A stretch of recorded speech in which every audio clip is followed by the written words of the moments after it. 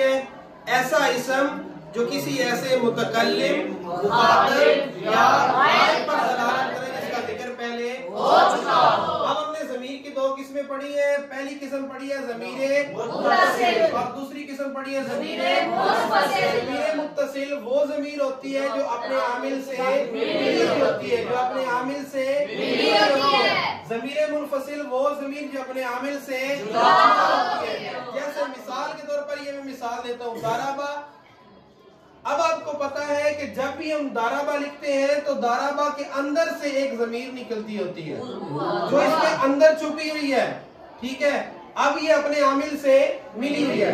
अगर इसी हुआ को हम अलग लिखें तो ये अपने आमिल से मिली हुई नहीं है।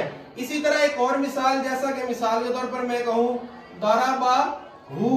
अब यहाँ देखिए ये हु दाराबा, ये इसका आमिल है। दाराबा क्या है? आमिल है और ये इसका क्या बन रहा है? मामूल बन रहा है, ठीक है। यहाँ जमीर अपने आमिल के साथ मिली हुई है तो ये कौन सी जमीर हुई? मुत्तसिल। इसी तरह इन्नहु, ठीक है, इन्नहु।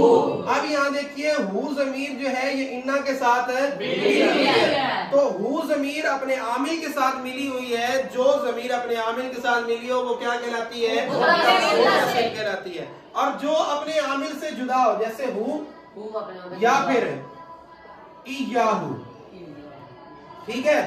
मुत्तसिल की भी मुत्तसिल की 3 किस्में हैं। यानी इसम का इराब आपको पता है, कोई भी इसम मरफू भी होता है, मंसूब भी होता है और मजरूर भी होता है। उसकी हालत रफ़ी भी होती है, हालत नस्बी भी होती है, हालत जर्री भी होती है। हालत रफ़ी, हालत नस्बी, हालत जर्री। तो इसी तरह ये ज़मीर की 2 किस्में इब्तिदान है, ठीक है। अब दोनों किस्में हालत रफ़ी में भी होंगी, हालत नस्बी में भी होगी और हालत जर्री में भी होगी। लेकिन ये जो ज़मीर मुनफसिल है ये हालत जर्री में इस्तेमाल नहीं हो सकती। जब इस्तेमाल नहीं हो सकती तो इसलिए इसकी किस्म भी बयान नहीं की जाती। तो इस तरह टोटल कितनी ज़मीरें हो गई? इब्तिदान 2 है ना, 2 को ज़रब दें 6 के साथ, कितनी हो गई? 12 हो गई, ठीक है। 12 को ज़रब दें 14 के साथ, बंद कर दे।